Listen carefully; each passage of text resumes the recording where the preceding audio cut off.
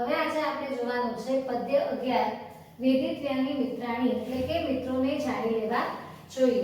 આપણે આગળ જોઈ ગયા એમ આ પદ્ય છે એ મહાભારતના એક પર્વમાંથી લેવામાં આવેલું છે અને એના રચયિતા છે એ વેદવ્યાસ છે। પદ્ય 11 માં ભીષ્મ અને યુધિષ્ઠિર વચ્ચેનો સંવાદ આપેલો છે, જેમાં ભીષ્મ છે એ યુધિષ્ઠિરને મિત્ર વિશે થોડી બધી વાતો કરે છે। મિત્રને ઓળખવાની, પારખવાની અને જીવનમાં મિત્રો બનાવવાની સલાહ છે એ ભીષ્મ યુધિષ્ઠિરને આપે છે। એની ચર્ચા આપણે અગાઉ કરી હતી। હવે ફરીથી આજે એનું ભાષાંતર અને એની ચર્ચા એકવાર કરી લઈએ।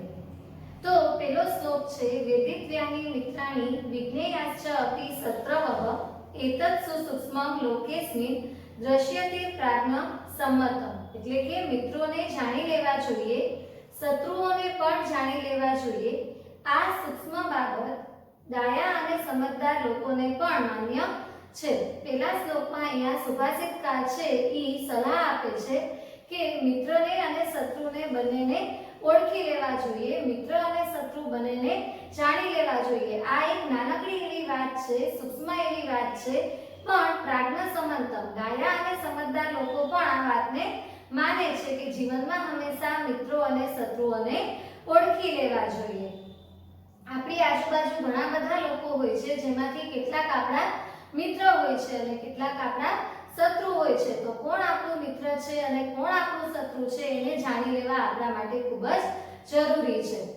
શત્રુ રૂપાહી સુહૃદય મિત્ર રૂપાશ્ચ શત્રવઃ સંહિતાસ્તેન બુદ્ધ્યન્તે કામ ક્રોધ વશં ગતાઃ એટલે કે શત્રુના રૂપમાં મિત્ર હોય છે અને મિત્રના રૂપમાં શત્રુ હોય છે। કામ અને ક્રોધને વશ થયેલા હોય અને આપણી સાથે જોડાયેલા હોય તેને જાણી શકાતા નથી। અહીંયા છે એ ભીષ્મ છે એ યુધિષ્ઠિરને સમજાવે છે કે ઘણીવાર આપણી આજુબાજુ જે આપણા મિત્ર બનવાનો વ્યવહાર કરતા હોય છે એવા લોકો વાસ્તવમાં આપણા શત્રુ હોય છે અને જે આપણા શત્રુ બનવાનો વ્યવહાર કરતા હોય છે એ વાસ્તવમાં આપણા મિત્ર હોય છે। તો આવા લોકો છે એને ઓળખવા થોડા મુશ્કેલ હોય છે। કેટલાક લોકો છે એ કામ અને ક્રોધમાં છકેલા હોય છે, એકદમ અંદરથી મનથી કુટિલ હોય છે અને આપણી સાથે રહેતા હોય છે। તો એવા લોકોને આપણે ઓળખી શકતા નથી। તો એવા લોકોને સમજવાની અને ઓળખવાની કોશિશ આપણે કરવી જોઈએ, પારખવાની કોશિશ આપણે કરવી જોઈએ કે જે ક્યારેક મિત્ર બનીને આપણા શત્રુતા આપણી સાથે રાખતા હોય ને ઘણીવાર શત્રુ બનીને પણ સાચી મિત્રતા નિભાવતા હોય એવા લોકોને હંમેશા સારી રીતના પારખી લેવા જોઈએ। નાસ્તિ જાતુ રિપુ નામ મિત્રમ નામ ન વિદ્યતે વ્યવહારાચ જાયન્તે મિત્રાણી રિપવ તથા ખરેખર કોઈ મિત્ર નથી હોતું અને ક્યારેય ખરેખર કોઈ શત્રુ નથી હોતું। વ્યવહારથી જ માણસના મિત્ર અને શત્રુઓ થતા હોય છે। મેં તમને અગાઉ પણ કહ્યું હતું કે હંમેશા વ્યક્તિના જીવનમાં જન્મથી જ આપણને કેટલાક સંબંધો છે એ મળી જતા હોય છે, પણ એ સંબંધોમાં મિત્રતા અને શત્રુતાનો સંબંધ હોતો નથી। કોઈ પણ વ્યક્તિ છે જે આપણા જીવનમાં આવે છે એ ન તો આપણો મિત્ર હોય છે કે ન તો આપણો શત્રુ હોય છે, પણ તમે એની સાથે જેવો વ્યવહાર કરો છો એવા વ્યવહાર પ્રમાણે એ તમારો મિત્ર કે શત્રુ છે એ બની જાય છે। જો તમે એની સાથે સારો વ્યવહાર કરશો, એની સાથે સારી રીતના વર્તશો તો એ તમારો મિત્ર બનશે અને જો તમે એની સાથે ખરાબ વ્યવહાર કરશો, એને ક્યાંય પણ ઉપયોગી નહીં થાવ તો એ પણ બદલામાં તમારી સાથે શત્રુતા રાખશે। એટલે કે કોઈ પણ વ્યક્તિ છે એ ક્યારેય પણ આપણો મિત્ર કે આપણો શત્રુ હોતો નથી। જેવો આપણે એની સાથે વ્યવહાર કરીએ છીએ એવો એ આપણો શત્રુ કે મિત્ર છે એ બની જતો હોય છે। યો યસ્મિન જીવતી સ્વાર્થમ પશ્યેત પીડામ ન જીવતી સ તસ્ય મિત્રમ તાવત સ્યાત યાવત ન સ્યાત વિપર્યયઃ। હવે અહીંયા છે એ સ્વાર્થી મિત્રની વાત કરેલી છે। અહીંયા છે એ ભીષ્મ કહે છે કે યે યસ્મિન જીવતી સ્વાર્થમ પશ્યેત પીડામ ન પશ્યેત જે જીવનમાં જીવે છે સ્વાર્થને જુએ છે, દુઃખ કે પીડાને જોતો નથી। સ જીવતી તે જીવે છે, સ તસ્ય મિત્રમ તાવત તે તેનો મિત્ર ત્યાં સુધી રહે છે, યાવત વિપર્યયઃ ન સ્યાત્, જ્યાં સુધી તે અવરો ન હોય, એટલે કે જે જીવનમાં સ્વાર્થને જુએ છે, દુઃખ કે પીડાને જોતો નથી, તે જીવે છે, તે તેનો મિત્ર ત્યાં સુધી હોય જ્યાં સુધી તે અવરો ન હોય. એટલે કે જે વ્યક્તિનો સ્વભાવ સ્વાર્થી છે, જે વ્યક્તિ હંમેશા જીવનમાં પોતાના સ્વાર્થને જુએ છે, એવું વ્યક્તિ પોતાના જીવનમાં પણ દુઃખ કે પીડાને અનુભવતો નથી. એના માટે એક જ માત્ર ઉદ્દેશ્ય છે, કોઈ પણ રીતના પોતાના સ્વાર્થની પૂર્તિ કરવી. એને પોતાના સ્વાર્થની પૂર્તિ કરવામાં પોતાને દુઃખ થાય છે, પીડા થાય છે, એવી કોઈ બાબત પણ એ ધ્યાનમાં લેતો નથી અને પોતાનો સ્વાર્થ પૂરો કરવામાં જ એ લાગેલો રહે છે. આવો વ્યક્તિ જ્યારે કોઈનો મિત્ર બને છે તો એ મિત્રતા પણ નિભાવે છે. ક્યાં સુધી નિભાવે છે? જ્યાં સુધી તમે એના સ્વાર્થમાં અવરોધરૂપ ન બનતા હો ત્યાં સુધી. જો તમે એના સ્વાર્થમાં અવરોધરૂપ નથી બનતા તો એ તમારી સાથે સારો વ્યવહાર કરશે અને તમારો મિત્ર બનીને રહેશે. પણ જો તમે એના સ્વાર્થમાં ક્યાંય પણ અવરોધરૂપ બન્યા તો પછી એ તમારાથી પણ આડો હાલશે અને ત્યારે એ પોતાની મિત્રતાને પણ યાદ નહીં કરે. કારણ કે જે વ્યક્તિને પોતાનું દુઃખ અને પીડા પણ પોતાના સ્વાર્થ પાસે દેખાતી ન હોય એવો વ્યક્તિ પોતાના મિત્રના દુઃખ કે પીડાને સમજી શકતો નથી. એટલે કે સ્વાર્થી માણસ સાથે જો તમે મિત્રતા કરો તો ખ્યાલ રાખજો કે ઈ તમારો મિત્ર ત્યાં સુધી જ્યાં સુધી તમે એના સ્વાર્થમાં અવરોધરૂપ નથી બનતા. જો તમે એના સ્વાર્થમાં ક્યાંય પણ અવરોધરૂપ બનશો તો એ ત્યારે ને ત્યારે એની મિત્રતા ભૂલીને તમને નુકસાન પહોંચાડી શકે છે.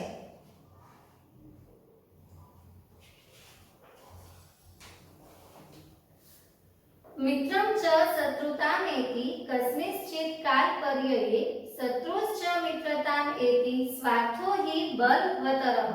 પછી કહે છે કસ્મિંશ્ચિત કાલપર્યયે, જ્યારે કોઈ સમય પલટો થાય છે ત્યારે મિત્રં ચ શત્રુતામેતિ, મિત્ર છે ઈ શત્રુ બની જાય છે, શત્રુશ્ચ મિત્રતામેતિ અને શત્રુ છે ઈ મિત્ર બની જાય છે, સ્વાર્થો હિ બલવતરઃ, ખરેખર સ્વાર્થ બળવાન છે. જ્યારે કોઈ સમય પલટો થાય છે ત્યારે મિત્ર શત્રુ બની જાય છે અને શત્રુ મિત્ર બની જાય છે. ખરેખર સ્વાર્થ બળવાન છે. અહીંયા ભીષ્મ યુધિષ્ઠિરને કહે છે કે જીવનમાં કોઈ પણ મિત્ર ઉપર અથવા તો કોઈ પણ શત્રુ ઉપર અતિશય ભરોસો કરવો ન જોઈએ. કારણ કે કોઈ પણ મિત્ર કે કોઈ પણ શત્રુ કાયમને માટે હોતા નથી. જ્યારે કોઈ પણ સમય પલટો થાય છે, પરિસ્થિતિ બદલે છે, ત્યારે ઘણીવાર એવી પરિસ્થિતિ ઊભી થાય છે કે શત્રુ છે એ આપણા મિત્ર બની જતા હોય છે અને મિત્ર છે એ ક્યારેક આપણા શત્રુ બની જતા હોય છે. એટલે કે સૌથી વધારે બળવાન વ્યક્તિનો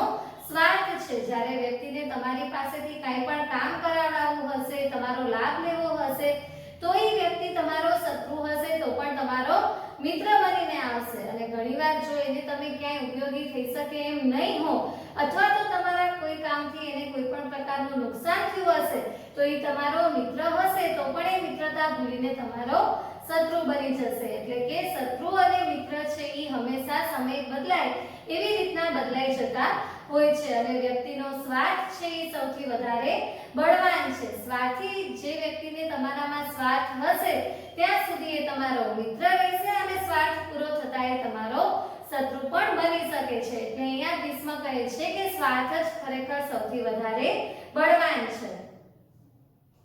તન મિત્રમ કારણમ સર્વમ વિસ્તરેણાપી મે શૃણુ કારણાત પ્રિયતામ એતિ દ્વેષ્યો ભવતિ કારણાત. પછી ભીષ્મ કહે છે કે હે મિત્ર, તે સર્વ કારણ પણ તું વિસ્તારથી મારી આગળથી સાંભળ. કારણથી જ કોઈ પ્રિય બને છે અને કારણથી જ એ દ્વેષને પાત્ર બને છે. ભીષ્મ યુધિષ્ઠિરને કહે છે કે આવું શા માટે થાય છે એ પણ હું તને વિસ્તારથી સમજાવું છું. ભીષ્મ છે એ વૃદ્ધ છે અને અનુભવી છે એટલે એમને બધા વિશ્વના સાચી બધી માહિતી એમની પાસે હોય છે. એટલે ભીષ્મ છે એ યુધિષ્ઠિરને કહે છે કે હે મિત્ર, તું બધું જ કારણ મારી પાસેથી સાંભળ. કોઈ પણ વ્યક્તિ જો આપણને પ્રિય બને છે અથવા તો કોઈ પણ વ્યક્તિ આપણને દ્વેષ જેવો લાગે છે, આપણે એને નફરત કરીએ છીએ, તો એ બંને સંજોગોમાં કોઈક ને કોઈક કારણ જવાબદાર હોય છે. કારણથી જ આપણે કોઈને પ્રિય બનાવીએ છીએ, કારણથી જ આપણે કોઈને પસંદ કરીએ છીએ અને કારણથી જ આપણે કોઈને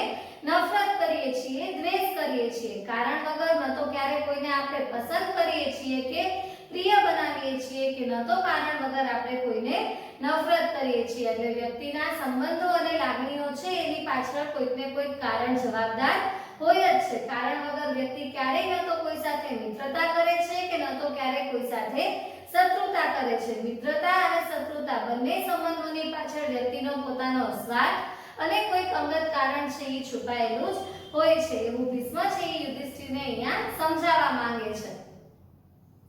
પ્રિયો ભવતિ દાનેન પ્રિયવાદેન ચાપરઃ મંત્ર હોમ જપે અન્યઃ કાર્યાર્થમ પ્રિયતે જનઃ। પછી કહે છે કે કોઈ એક વ્યક્તિ દાનથી પ્રિય થાય છે તો વળી બીજો વ્યક્તિ મધુર વચનોથી પ્રિય થાય છે તો અન્ય વ્યક્તિ મંત્ર હોમ અને જપ વડે કાર્ય પાર પાડવા માટે પ્રિય કરાય છે, ખુશ કરાય છે।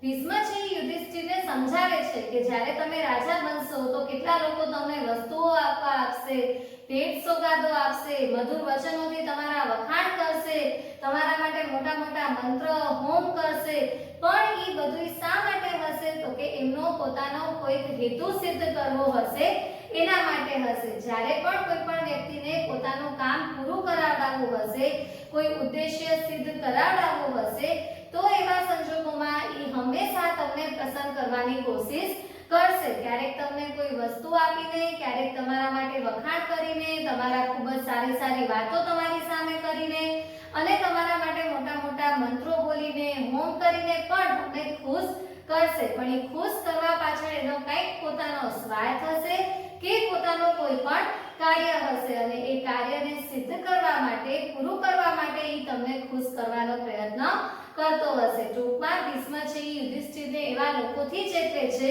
કે જે આપણે બહુ જ આપણી સાથે રહેતા હોય, આપણું ધ્યાન રાખતા હોય, આપણા ખૂબ જ સારા મિત્ર બનવાનો દેખાવ કરતા હોય, વાસ્તવમાં ભલે બધાય મિત્રો એવા ન હોય પણ કેટલાક મિત્રો ક્યારેક પોતાની કોઈ સ્વાર્થ કે ઉદ્દેશ્ય પૂર્ણ કરવા માટે પણ આવું વર્તન કરી શકે છે। તો એવા મિત્રને પણ હંમેશા આપણે ઓળખી લેવા જોઈએ। ઉત્પન્ના કારણે પ્રીતિરાશિનો કારણાંતરે પ્રધ્વસ્તે કારણ સ્થાને સા પ્રીતિ નિવર્તતે। પછી કહે છે કે આપણા બે વચ્ચેની પ્રીતિ કોઈ એક કે બીજા કારણથી ઉત્પન્ન થયેલી છે। જો તે કારણ સ્થાને પ્રધ્વસ્તે એટલે કે તે કારણ નાશ પામે તો તે પ્રીતિ પણ નષ્ટ થઈ જાય છે। ભીષ્મ કહે છે કે જ્યારે આપણે બે વ્યક્તિ વચ્ચે લાગણીના સંબંધો હોય છે, મિત્રતા હોય છે તો એ મિત્રતા કોઈ એક અથવા બીજા કારણથી ઉત્પન્ન થયેલી હોય છે। મિત્રતા માટે ક્યાંક ને ક્યાંક કોઈક ને કોઈક કારણ છે એ જવાબદાર હોય છે, એ કારણ ઉત્પન્ન થયેલું હોય છે અને જ્યારે એ કારણ પૂરું થઈ જાય છે તો એ મિત્રતા પણ પૂરી થઈ જાય છે। કારણ કે મિત્રતાનો આધાર શું હતી? એક કારણ હતું। એ કારણ હતું એના કારણે જ બે જણા છે એ મિત્ર બને।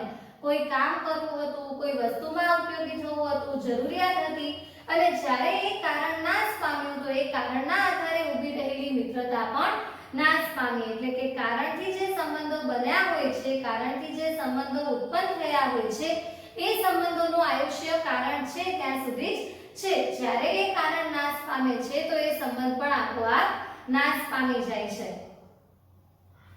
આત્મરક્ષણ તંત્રાણામ સુપરીક્ષિત કાર્યણામ આપદો નોપપદ્યન્તે પુરુષાણામ સ્વ દોષજાહ। એટલે કે જે વ્યક્તિ પોતાના આત્મરક્ષણ તંત્રણામ, પોતાના રક્ષણ માટે, સ્વરક્ષણ માટે પરાધીન નથી બનતી, સ્વરક્ષણ માટે પોતે જાતે પ્રયત્ન કરે છે અને બધું જ કાર્ય વિચારીને કરે છે એવા વ્યક્તિને, એવા પુરુષોને પોતાની ભૂલના કારણે આવતી આપત્તિઓ ઓછી હોય છે। એટલે કે આવા મનુષ્ય પોતે પોતાની ભૂલો કરીને ક્યારેય મુશ્કેલીમાં મુકાતા નથી। કેવા મનુષ્ય તો કે જે હંમેશા પોતાના રક્ષણ માટે, સ્વરક્ષણ માટે સ્વાવલંબી બને છે, બીજા ઉપર ક્યારેય પોતાના રક્ષણનો આધાર નથી રાખતા અને જીવનમાં દરેક નિર્ણય છે એ વિચારીને લે છે। ક્યારેય પણ વિચાર્યા વગર કોઈ પણ કાર્ય નથી કરતા અને વિચાર્યા વગર ક્યારેય પણ કોઈ પણ નિર્ણય નથી લેતા। તો આવા વ્યક્તિઓ છે એ જીવનમાં ક્યારેય પણ મુશ્કેલીમાં નથી મુકાતા અથવા તો એમના જીવનમાં મુશ્કેલીઓ આવે છે તો એ બીજી મુશ્કેલીઓ હોય છે। પોતે કોઈ પણ ભૂલ કરી હોય અને પોતે મુશ્કેલીમાં મુકાણા હોય એવું આવા લોકો સાથે બનતું નથી। કારણ કે એ લોકો હંમેશા પહેલે તો પોતાનું રક્ષણ જાતે કરે છે, સ્વાવલંબી બને છે અને દરેક નિર્ણય હંમેશા બધી રીતના વિચારીને લે છે, ક્યારેય પણ વિચાર્યા વગર કોઈ પણ નિર્ણય લેતા હોતા નથી અને એટલા જ માટે એ લોકોના જીવનમાં પોતાની ભૂલ અને દોષોના કારણે કોઈ પણ મુશ્કેલી આવી પડતી નથી. શત્રુન સમ્યક વિજાનાતિ દુર્બલાયે બલિયશઃ ન તેષાં ચાર્યતે બુદ્ધિ શાસ્ત્રાર્થ કૃત નિશ્ચયાઃ. અને છેલ્લા શ્લોકમાં છે ભીષ્મ કહે છે કે જે દુર્બળ પોતાના બળવાન શત્રુને સારી રીતના જાણી લે છે તેની શાસ્ત્રાર્થને આધારે નિશ્ચિત થયેલી બુદ્ધિ મુશ્કેલીમાં પણ ચલિત થતી નથી. જે વ્યક્તિ પોતે નિર્બળ છે, દુર્બળ છે, પણ જો એ વ્યક્તિ પોતાના બળવાન શત્રુને સારી રીતના સમજી લે છે, જાણી લે છે, ઓળખી લે છે તો એની બુદ્ધિ જે એને શાસ્ત્રોથી એને પોતાની બુદ્ધિને તીવ્ર કરેલી છે, તીક્ષ્ણ કરેલી છે, એવી શાસ્ત્રાર્થથી એની નિશ્ચિત થયેલી સ્થિર બનેલી બુદ્ધિ ક્યારેય પણ ચલિત થતી નથી. એટલે કે આવા વ્યક્તિના જીવનમાં મુશ્કેલીઓ આવે છે, કોઈ પણ પ્રકારના પ્રશ્નો આવે છે તો એ વ્યક્તિ એ પ્રશ્નથી ગભરાતો નથી, મુશ્કેલીમાં ડરતો નથી, પણ એ મુશ્કેલીનો સામનો કરે છે અને શાંત ચિત્તે જરાય પણ ગભરાયા વિના, ડર્યા વિના શાંત ચિત્તે એ પોતે એ મુશ્કેલીમાંથી બહાર નીકળવાનો રસ્તો પણ શોધી કાઢે છે. પણ એવું ત્યારે શક્ય છે જ્યારે એ પોતે પોતાના શત્રુને સારી રીતના સમજતો હોય. જો એ શત્રુને સારી રીતના સમજશે, ઓળખશે તો જ એનાથી પોતાનો બચાવ કરી શકશે અને પોતાના જીવનમાં આવેલી મુશ્કેલીમાંથી બહાર નીકળી શકશે. તો આમ ભીષ્મ છે એ યુધિષ્ઠિરને અહીંયા મિત્ર વિશેની અલગ અલગ વાતો સમજાવે છે અને કહે છે કે આપણી આજુબાજુ ઘણા બધા લોકો રહે છે, એ બધા લોકો છે એમાંથી કોણ આપણું મિત્ર છે અને કોણ આપણું શત્રુ છે એ હંમેશા જાણવું જરૂરી છે. જેટલા પણ ડાયા અને સમજદાર લોકો થઈ ગયા એ બધા જ લોકોએ આ વાતને સ્વીકારી છે કે આપણે જીવનમાં મિત્ર અને શત્રુઓની પરખ કરી લેવી જોઈએ. પછી ઘણીવાર કેટલાક લોકો આપણા મિત્ર બનવાનો ઢોંગ કરતા હોય છે તો એ વાસ્તવમાં શત્રુ હોય છે અને કેટલાક લોકો વ્યવહાર શત્રુ જેવો કરતા હોય છે પણ એ વાસ્તવમાં આપણા મિત્ર હોય છે. તો આવા લોકોને પણ ઓળખવા જરૂરી છે અને કેટલાક લોકો કામ અને ક્રોધમાં ગ્રસ્ત થયેલા હોય છે અને આપણા જીવનમાં હોય છે પણ આપણે એને ઓળખી શકતા નથી. તો થોડીક મહેનત કરીને પણ એવા લોકોને સમજવાની કોશિશ કરવી જોઈએ. ખરેખર ન તો કોઈ આપણું મિત્ર છે કે ન તો કોઈ આપણું શત્રુ છે. આપણા વ્યવહારથી જ આપણા મિત્ર અને શત્રુઓ બનતા હોય છે. પણ સૌથી વધારે બળવાન છે એ વ્યક્તિમાં સ્વાર્થ છે. સ્વાર્થથી જ ક્યારેક કોઈક મિત્ર છે એ શત્રુ બની જાય છે અને શત્રુ છે એ મિત્ર બની જાય છે. એટલે જ આપણે જોયું કે સ્વાર્થી માણસ સાથે મિત્રતા કરશો તો એ મિત્રતા ક્યાં સુધી રહેશે? જ્યાં સુધી તમે એના સ્વાર્થમાં ક્યાંય અવરોધરૂપ નહીં બનતા હો. જો તમે એના સ્વાર્થમાં ક્યાંય પણ અવરોધરૂપ બન્યા તો એ સ્વાર્થી માણસ એની મિત્રતાને ભૂલતા જરાય વાર લગાડશે નહીં. અને જ્યારે પણ કોઈ પણ વ્યક્તિના સંબંધો કારણથી ઉત્પન્ન થયેલા હોય છે તો એ સંબંધોનું આયુષ્ય કારણ છે ત્યાં સુધી જ રહેવાનું છે. કારણ નષ્ટ થઈ જશે એટલે એ સંબંધ પણ આપોઆપ નષ્ટ થઈ જશે. પણ જે વ્યક્તિ દરેક કાર્ય પોતાનું જાતે કરે છે, પોતાનું રક્ષણ જાતે કરે છે અને વિચારીને બધા નિર્ણયો લે છે એવા વ્યક્તિના જીવનમાં પોતાની ભૂલના કારણે આવતા પ્રશ્નો અને મુશ્કેલીઓ ખૂબ જ ઓછા હોય છે. અને જે નિર્બળ અને દુર્બળ વ્યક્તિ પોતાના શત્રુને સારી રીતના સમજી લે છે, જાણી લે છે એ વ્યક્તિ પોતાના જીવનમાં આવતા પ્રશ્નોથી ગભરાતી નથી, ડરતી નથી. એની બુદ્ધિ એકદમ સ્થિર હોય છે અને એ પોતાની બુદ્ધિથી મુશ્કેલીમાંથી બહાર નીકળવાનો રસ્તો ચોક્કસથી શોધી કાઢે છે. તો અહીંયા આપણું સેમિસ્ટર 1 નું ગદ્ય અને પદ્યનું પુનરાવર્તન આખું પૂર્ણ થાય છે. બધા જ ગદ્ય અને પદ્ય છે એ ફરીથી આપણે સમજી લીધા છે. ફરીથી એકવાર આ પદ્યનું ભાષાંતર લખજો, લખવાની પ્રેક્ટિસ કરજો અને વળી પાછા નવા કોઈ મુદ્દા સાથે મળશું. અસ્તુ.